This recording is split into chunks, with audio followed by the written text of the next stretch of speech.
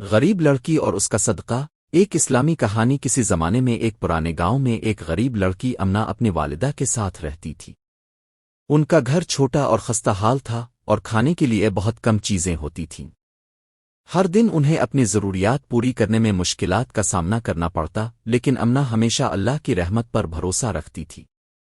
ایک دن جب وہ ایک چھوٹے سے روٹی کے ٹکڑے کے ساتھ گھر جا رہی تھی تو اس نے ایک بھوکے بچے کو روتے ہوئے دیکھا۔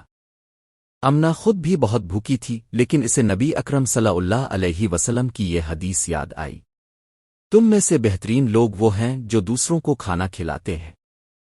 یہ سوچ کر امنا نے مسکرا کر اپنی واحد روٹی اس بھوکے بچے کو دے دی اور خود خالی ہاتھ گھر واپس آ گئی۔ اس رات اس نے اللہ سے دعا کی، یا اللہ ہمارے لیے آسانی پیدا فرما، ہمیں رزق عطا کر۔ اگلے صبح اچانک دروازے پر دستک ہوئی۔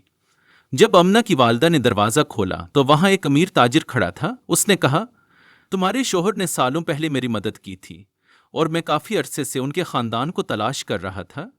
میں ان کی نیکی کا قرض چکانے آیا ہوں۔ اس نے انہیں کھانے پینے کی چیزیں، کپڑے اور سونے کے سکے دیے جو ان کی غربت ختم کرنے کے لیے کافی تھے۔ امنا نے سیکھا کہ صدقہ دینے سے دولت میں کمی نہیں آتی، بلکہ اللہ برکت عطا فرماتا ہے، جیسا کہ قرآن میں اللہ فرماتا ہے، جو بھی نیکی کرے گا اللہ اسے اس سے بہتر بدلہ دے گا۔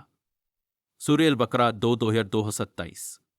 یہ کہانی ہمیں سکھاتی ہے کہ چھوٹے چھوٹے نیک اعمال بھی بڑی برکتوں کا سبب بن سکتے ہیں۔